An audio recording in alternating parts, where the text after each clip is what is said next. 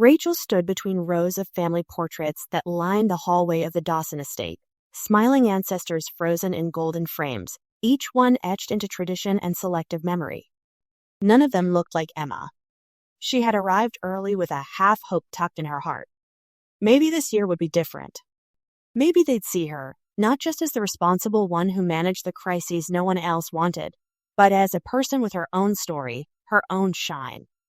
But time and again, she faded into the wallpaper of her own family. As Rachel helped arrange welcome baskets, she overheard her father on the phone, exuberantly detailing Carla's big entrance, a special glitter runway set up just for her arrival. Gucci would be rolled in on a dog stroller tied with silk bows. Rachel felt something twist in her chest, not jealousy, but deep fatigue. She was always the hand behind the curtain, never the one the curtain rose for. Later, as Emma cooed innocently from her car seat in the corner of the sunroom, Evelyn passed by without so much as a glance. A small, practiced smile curved her lips only when she spotted Carla's latest Instagram notification lighting up her phone. The sting wasn't new. It had grown familiar, like background noise, being the daughter called when someone else needed help, but never the one celebrated. Rachel cradled Emma against her shoulder, whispering soft reassurances to both of them. She was tired of shrinking into polite silence, of pretending that being overlooked didn't chip away at something inside. She had given and endured. But being forgotten had a limit.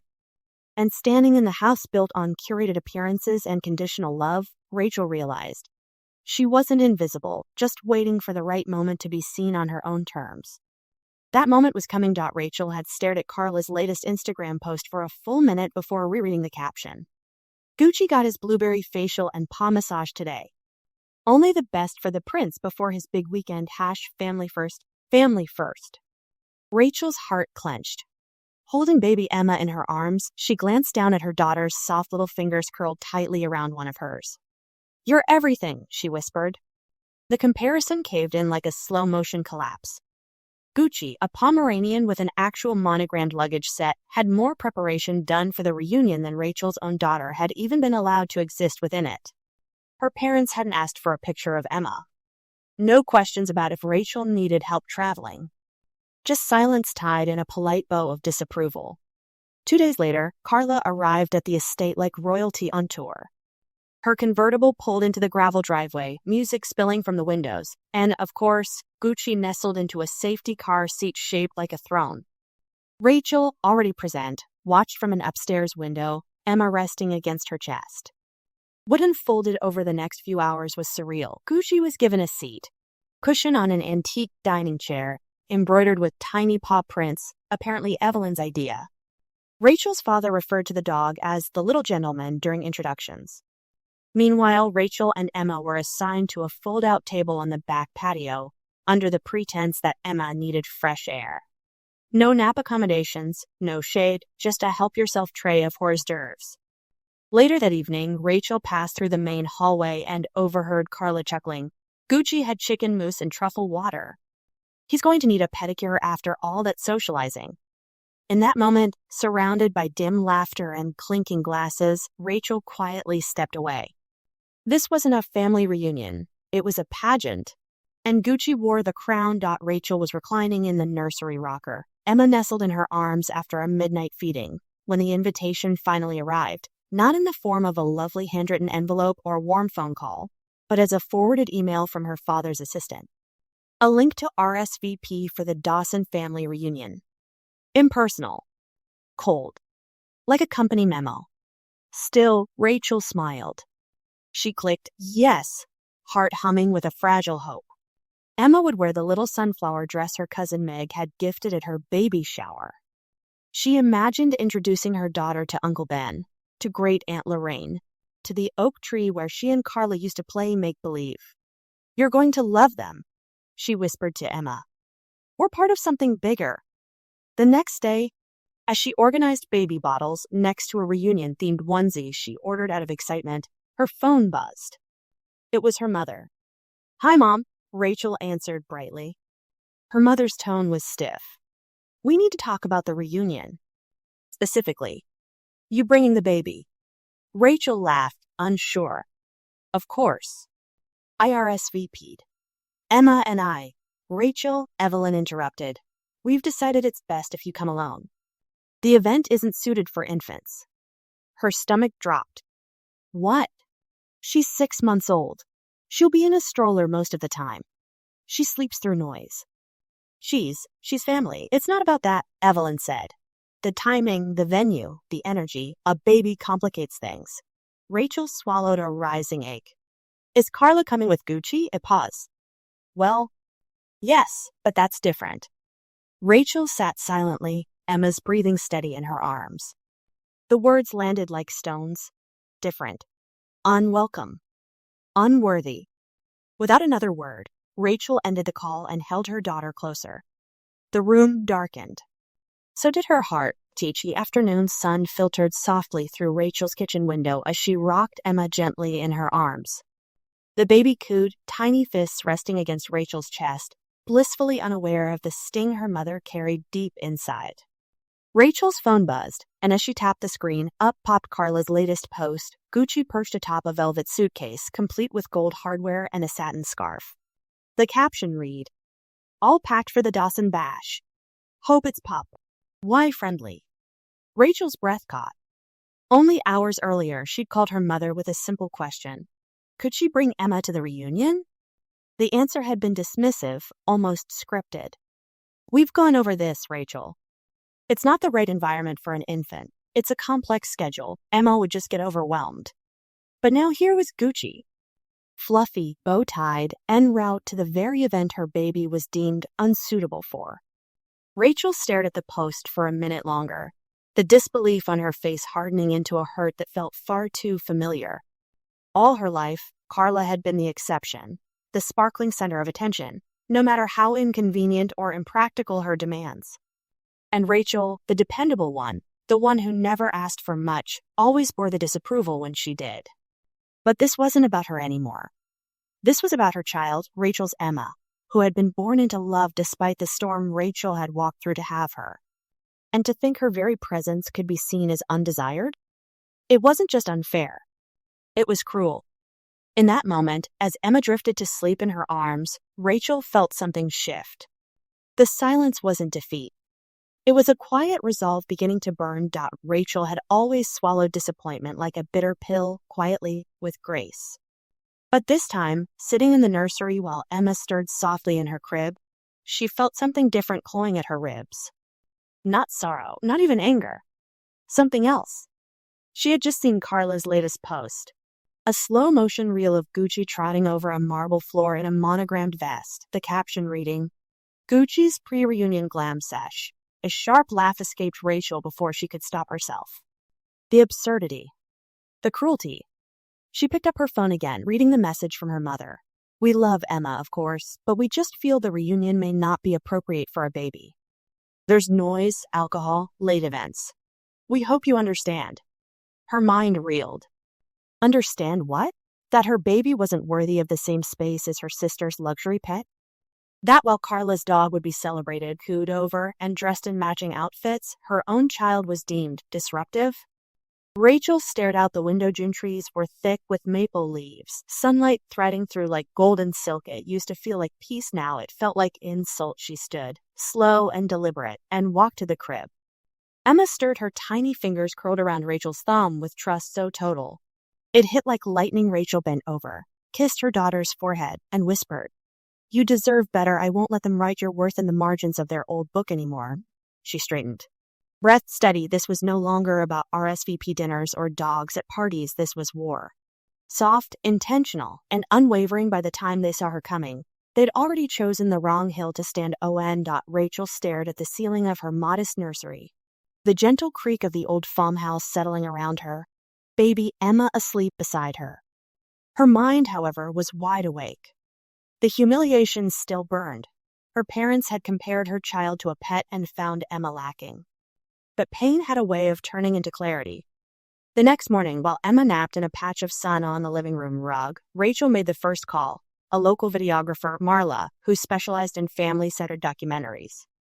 Under the casual pitch of capturing real motherhood in the Midwest, Rachel booked Marla and her team for the day of the reunion.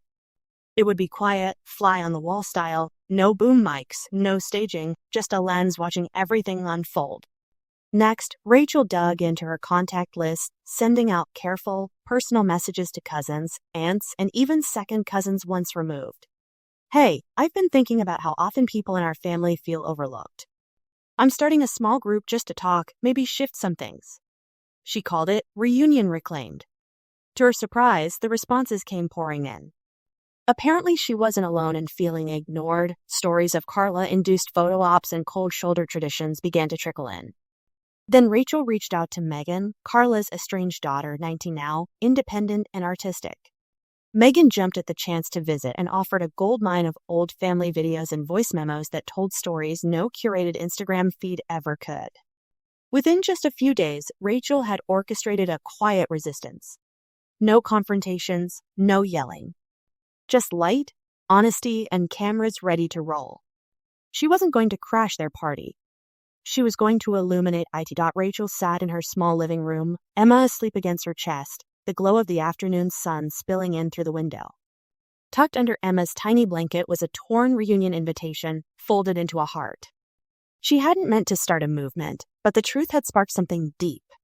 And it started with one conversation. First, she reached out to her cousin Linda, the quiet one who hadn't attended a reunion since 2010. Linda didn't hesitate. I stopped going after Carla's graduation speech turned into a 15-minute monologue about her fashion blog. I was never even introduced. Then came Uncle Ricky's wife, June, who confided that Evelyn had once told her she wasn't Dawson material. The list grew. Rachel formed a private Facebook group, Reunion Reclaimed. At first, only 5 members. Then 12. By the end of the week, nearly 30 extended family members had joined, each with stories of being sidelined, of birthday cards forgotten, of family photos cropped to include only those deemed worthy. This wasn't bitterness. It was shared pain. With every post and memory came healing and unity. Megan was different. Carla's daughter from before the influencer era, she'd been quietly watching from the margins for years. When Rachel called, Megan's voice trembled. Are you really doing this, Rach? Elle simply answered, yes, for Emma, and for you. 2 days later, Megan arrived with a showbox full of old tapes, candid footage from childhood, moments that revealed what the Dawson brand wouldn't show. Together, they watched hours of flickering family videos. Carla being praised for tying her shoe, while Rachel quietly helped a younger cousin up from a fall. The contrast was unmistakable. It wasn't just a reunion anymore. It was a reckoning. And finally, a home for the overlooked .th camera crew arrived that morning with gear slung over their shoulders and polite, quiet smiles. Rachel greeted them quickly at the gate. No one in the family noticed. They were too busy hovering around Carla, who had just arrived in a rented vintage convertible with Gucci perched on the back seat like royalty. The reunion was in full swing. Catered food being plated, string lights casting warm halos above linen-draped tables, jazz filtering from a live trio near the barn. Rachel stood near the pergola. Emma snuggled against her chest in a soft fabric sling. The cameraman gave her a subtle nod. Yes, they were rolling. She didn't fabricate anything. There was no need. While Carla preened for Instagram stories and their mother bragged about Gucci's latest obedience accomplishments, Rachel sat with Emma in the grass near the back, no chair offered. She wasn't bitter. Not anymore. She was observing. At lunch, Carla's plate was brought to her by a staffer. Evelyn gave Gucci a trimmed steak from her own dish, cooing as if he were an adored grandchild. Emma fussed quietly in Rachel's arms, and no one offered her a hand. Rachel fed herself with one hand and bounced Emma with the other. The camera caught it all. The real moment came during the group photo. Everyone gathered near the fountain. A cousin whispered, "Shouldn't Emma be in this?" Evelyn answered, "Let's do one with the grown-ups first." Rachel smiled, kissed her daughter's head, and stepped aside. The camera panned slowly to her, standing just feet behind the family, watching history pretend she wasn't there. Later, when Carla filmed a segment about family unity, the microphone accidentally picked up Douglas murmuring, "At least Gucci behaves better than babies." Rachel raised an eyebrow. No rehearsing, just truth. The camera immortalized every silent exclusion. Because the lens, patient, impartial, never lies. The morning of the reunion broke with a strange, electric quiet. Rachel arrived an hour early, baby Emma cradled against her chest, heartbeat steady with anticipation. She walked past the iron gates of the Dawson estate without looking back. Unseen by most, the documentary team arrived in a separate car, blending in as guests. Wearing sleek, button-up polos and camera rigs disguised as part of a lifestyle blog shoot, they received nods from a few distant cousins and set up near the garden, where golden balloons spelled Dawson Legacy. Rachel's parents barely greeted her. Evelyn's eyes flit, over to Emma, then away like a smudge on glass. "Glad you made it," she said, then turned her focus to the seating arrangement. Carla floated in 30 minutes later, camera crew following behind her like disciples. Dressed in linen and gold, she beamed as she pulled Gucci in a designer stroller lined with rose petals. Cousins squealed. A child nearby whispered, "Is that a prince?" Rachel was seated at table 7 near the caterer's station and farthest from the main tent. No high chair, no acknowledgement, just a folded place card. Rachel D. plus guest. She fed Emma under an oversized umbrella, quietly singing lullabies between bites of cold potato salad. Then the microphone crackled on. Douglas raised his glass. Carla prepared for her live stream moment, and that's when Rachel motioned silently to the videographer. Cameras pivoted. Lenses sharpened. Over the next 4 hours, they captured everything. Gucci's place at the main table, Evelyn snapping selfies with Carla, Rachel's ignored toasts, Emma's quiet coos drowned by thunderous applause for influencer updates. Late into dusk, as sparklers began to light, Rachel whispered to the cameraman, "That's all we need." They packed quietly. No scene. No announcement. But Rachel left the reunion freer than she'd arrived, and the truth finally had its record. Rachel sat on her porch swing, the golden hour light bathing baby Emma in a warm glow as she dozed in her arms. On the table beside them, the final video file blinked, upload complete. The documentary, sharp, tender, undeniable, was live. She hadn't set out to become a symbol. This had been about truth, lifting the curtain, dusting off years of silenced wounds, and saying, "Look, this is real." Rachel's voice trembled not from fear, but from the quiet earthquake of reclamation. For the first time in 38 years, she wasn't trying to fit into the family frame. She was reframing it. Overnight, messages poured in. Cousins thanked her. One wrote, "I thought I was the only one who felt invisible." Another sent a screenshot of Evelyn texting them in panic, asking why they were supporting this nonsense. Rachel read each one slowly, carefully. It wasn't about revenge anymore. It was about liberation. She walked into the nursery where Emma cooed softly under a mobile. "You, little lady," Rachel whispered, smiling, sparked a movement they didn't see coming. Later, during an interview request from a parenting podcast, she was asked if she regretted how public it had all become. "No," Rachel said confidently. "We only heal what we name." That video, that was naming it. She launched her own series weeks later, not to attack, but to explore. She invited guests who had experienced similar dilemmas, pushed aside for being caretakers, questioned for expressing discomfort, dismissed for not playing the family's favorite. Rachel's story had shifted. No longer the serious one. No longer the fixer for everyone else's mess. She was a mother, a storite, Lair, a flamekeeper for the forgotten. And Emma? She would grow up never wondering whether her mother fought for her. She'd grow up knowing she was the reason Rachel reclaimed her voice and made it heard that each morning after Rachel posted the documentary. Her phone lit up like a Christmas tree. Texts, emails, tags, notifications poured in faster than she could read. Strangers were sharing clips. Influencers were duetting excerpts. Even parenting forums picked it up, lauding Rachel as a beacon of motherly strength. The video reached 200K views by noon. By the end of the week, over 2 million. Comment sections flooded with reactions, some shocked, others reflective, all passionate. Viewers identified with Rachel's quiet ache for recognition and her bold shift from silence to action. She held them accountable with grace and honesty. That's power. Gucci got a seat at the table. And Rachel got the patio? Unbelievable. I watched this with tears in my eyes. Every forgotten family member needed this. Support ballooned quickly. Mid-sized media outlets picked it up, then podcasts, then news segments. Rachel's inbox filled with interview requests, and a literary agent reached out about turning her journey into a memoir. But more than the offers, it was the personal stories, thousands of people sharing their own Rachel moments, that humbled her. Some commenters revealed they'd sent the documentary to their parents with simple captions like, "Watch this," and "Think."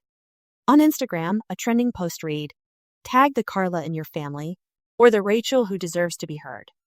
Carla deactivated Twitter. Her comment sections soon drifted into lockdown mode.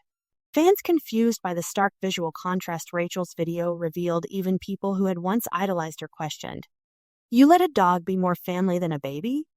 Yet, amid the digital chaos, Rachel remained steady. She didn't need applause, just the truth.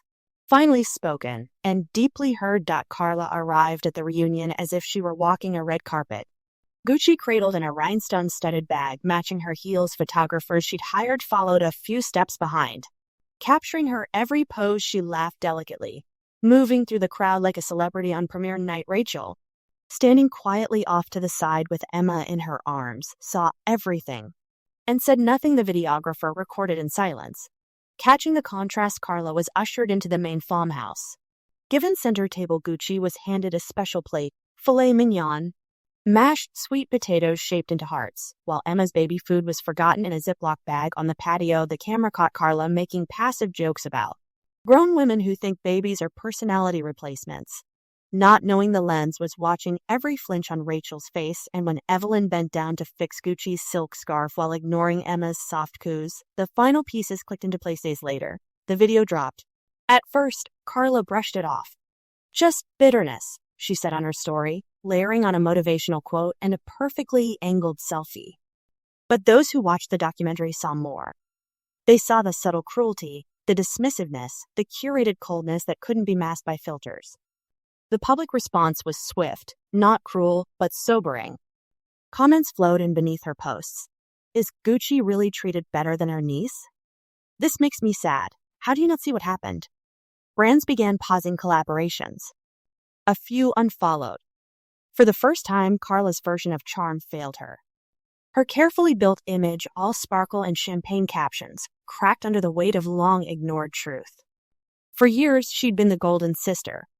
But Rachel had told the story no one else dared, and people listened. The fallout from the video was immediate. Within hours of Rachel's documentary going live, her inbox filled with messages, some from distant cousins she hadn't spoken to in years, others from strangers moved by her story. "Thank you for saying what so many of us feel," one commenter wrote beneath the video. Another said, "I've never cried over a family I don't know, but I did today." Back at the family estate, things were less sentimental. Evelyn called Rachel 3 times the night the video dropped, each call ignored. Douglas sent a single text, "We need to talk." Rachel didn't reply, choosing instead to focus on Emma, asleep in her crib, untouched by the drama swirling outside her nursery. Carla, however, spiraled. Her brand sponsorships began to pause their contracts, pending reputational reviews. She posted a tearful story claiming she was blindsided, but commenters were quick to point out the footage of her hand-feeding Gucci during a catered dinner while Rachel sat alone in the yard with Emma. The extended family fractured. Long silent relatives who had always felt unstable footing within the Dawson world finally voiced their experiences. Aunt Millie, Evelyn's sister, openly accused Evelyn of rewriting family history to suit Carla's image. Cousin Jacob, who hadn't been to a reunion in over a decade, joined Rachel's movement and publicly thanked her for breaking the silence. Thanksgiving came and went with no invite from the estate. Rachel received 2 handwritten letters, one from Megan, full of gratitude and hope. The other from Douglas, apologizing clumsily but never once naming Emma. Rachel didn't need their table anymore. Her daughter giggled while teething on a wooden spoon that night as soft snow dusted the backyard Rachel now called home. A different kind of family was growing, in honesty, in choice, and in love. At 3:12 a.m., Rachel sat cross-legged on her living room floor, clutching a chipped coffee mug in one hand and balancing baby Emma in the crook of the other arm. Sleep-deprived but clear-eyed, she replayed Carla's Instagram video for what felt like the 10th time, Gucci perched in a monogrammed carrier, being hand-fed organic bites by a private chef. The caption, "Reunion ready, my little prince." #family first, #blessed. Rachel inhaled deeply, her exhaustion giving way to a sense of clarity. If no one else was going to value her voice, let alone her child's existence, she would carve that space out herself. The next morning, Rachel emailed a local documentary filmmaker she had quietly followed since she moved back after the divorce. Interested in a story on motherhood, tradition, and what people won't say out loud? The response was immediate. "Let's meet." Emma gurgled softly beside her during the call, and that tiny coo gave Rachel the motivation she needed. No more waiting for a seat at the table. She would build one carved with truth, strong enough to hold generations of hurt and hope. The Facebook group came next.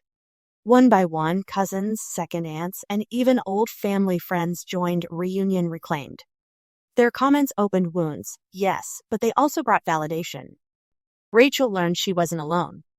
When Megan, Carla's estranged teenage daughter, rang the doorbell on Tuesday afternoon with a duffel bag and a quiet "thanks for having me," Rachel knew this was bigger than her. It was legacy.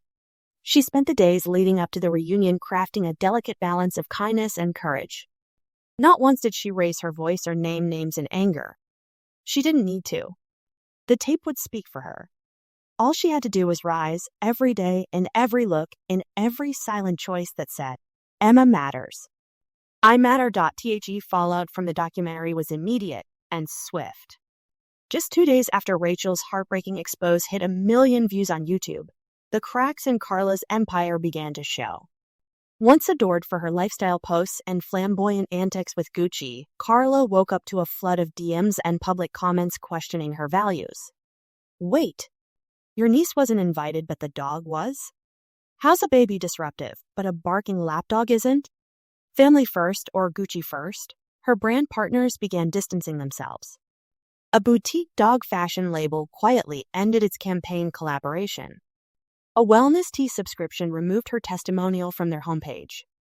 Followers began posting reaction videos dissecting every passive-aggressive line captured in Rachel's documentary. The most damning. A moment where Carla cooed to Gucci, "You're my forever baby," while Emma cried in the background, audible but entirely ignored. Carla tried to recover, posted an apology video, teary-eyed, claiming editing bias and misunderstandings, but by then damage had been done. Every denial seemed to reinforce the narrative of fragility dressed in glitter. She stopped posting for several days. When she finally returned, it was with cryptic captions over moody photos. Black and white shots of her with Gucci, eyes distant, words like pain and betrayal trailing in hashtags. Meanwhile, Gucci, once prancing under spotlights and wearing designer G tuxedos, was now meme material. Viral TikToks featured people reenacting reunion scenes, substituting Gucci's silver spoon moment with plastic forks and stuffed animals. Rumors swirled that Carla had enrolled herself and Gucci in bonded pet therapy. There were sightings of her outside a holistic wellness center, wearing dark sunglasses, Gucci swaddled like a child. But no matter how grand the performance, one truth had pierced the polished veneer. People hadn't simply turned against her. They had finally seen Rachel Gucci family reunion unfolded like a perfectly staged play, laughter echoing through the trees, tables draped in white linens, and soft jazz slipping from the rented speakers. But as Rachel stood alone beside the old rosewood gate, baby Emma cradled against her chest, it all felt like a world she no longer belonged to. No one noticed she had arrived. Carla's entrance had been grand. She'd pulled up in a vintage convertible, Gucci perched on the dashboard like a celebrity. Cameras clicked. Her laughter, broad and performative, danced across the lawn like confetti. Rachel didn't storm in. She didn't shout or confront. She simply walked toward the back garden and took her place on the wooden bench near the koi pond, away from the center, but close enough to see everything. She held Emma gently, humming lullabies against the backdrop of clinking glasses and filtered greetings. Her parents hadn't looked twice, too busy posing for photos with Carla and her dog. Not once did they ask if Rachel needed a seat or if Emma needed shade. Evelyn waved absently, a casual lift of the hand, as she passed by, offering a cream puff to Gucci. The documentary team kept their distance, capturing it with cold precision, The overlooked glances, the empty pram by Rachel's side, the way her father's eyes skimmed past her like she was a passing shadow. Rachel didn't need to speak. She let the silence fill the frame, the silence of disregard, the silence of absence where love should have lived. Later, when Carla toasted to family forever, Rachel simply looked down at Emma, smiled softly, and whispered, "You are enough." Sometimes the loudest truths are spoken without a single word. Evelyn opened the small parcel left at the front door, confusing it at first for a delayed invite or some campaign flyer. Inside was a single, white frame, clean and elegant, no note, no explanation. She turned it over and froze. It was a photo of Emma, mid-laugh. Her tiny hands reaching toward something just out of view, eyes bright with the kind of joy that radiates innocence. But it wasn't just the baby's exuberant face that struck Evelyn. It was the caption written in Rachel's familiar, looping script across the bottom border. "In case she grows up before you realize she mattered." For a moment, everything stilled. The soft ticking of the grandfather clock, the chirping outside, none of it reached Evelyn's senses. All she could see was the baby she hadn't held, whose cries she had walked past, whose first reunion she had dismissed for the sake of appearances and ease. Douglas approached, sensing his wife's silence as something deeper than usual. He looked at the frame in her hands and blinked. Still dressed for the day as if nothing had happened, he finally sat down. They didn't speak, but the photo, anchored now in their living room, spoke so loudly it echoed in everything. In the polished floors and impersonal family portraits that now felt hollow. In the champagne bottles Carla had brought over, still sitting unopened. In the framed collage from that reunion day where Gucci appeared 8 times, but Emma once, and blurred. Rachel hadn't used venom, hadn't screamed. She'd only told the truth. Quietly. Deliberately. And it pierced more deeply than any accusation ever could. Miles away, Rachel sat in Emma's softly lit nursery. The framed copies she kept lived on her shelf, not for spite, but for remembrance. Because sometimes love had to choose distance in order to matter. The's silence after the reunion was louder than the actual event. Rachel sat in her small kitchen, the faint hum of the fridge the only background noise as Emma napped in her crib nearby.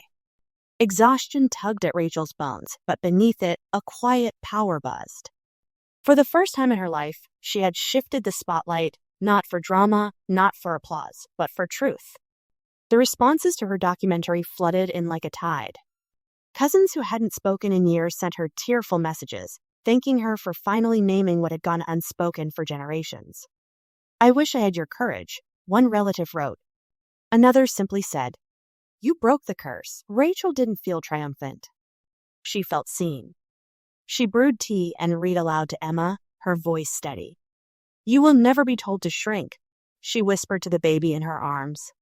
"Not by anyone. Not even me." There were messages from her parents, too. Long emails laced with veiled guilt, subtle manipulation, the same patterns she'd followed for years.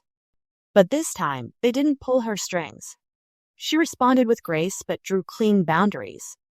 Carla's meltdown played out in livid Instagram stories, vague subtweets, and staged remorse. But no apology came. Rachel didn't expect one. Instead, she focused on creating something new. She recorded her first podcast episode under a blanket fort of pillows, her voice cracked but purposeful. "If you've ever been the shadow in your own family," she began, "you're not alone." That line struck a chord. Within a week, she had thousands of downloads. Rachel didn't burn bridges. She built a lighthouse for herself, for Emma, and for every person taught their love had to come second. From the ashes of silence, she found her voice.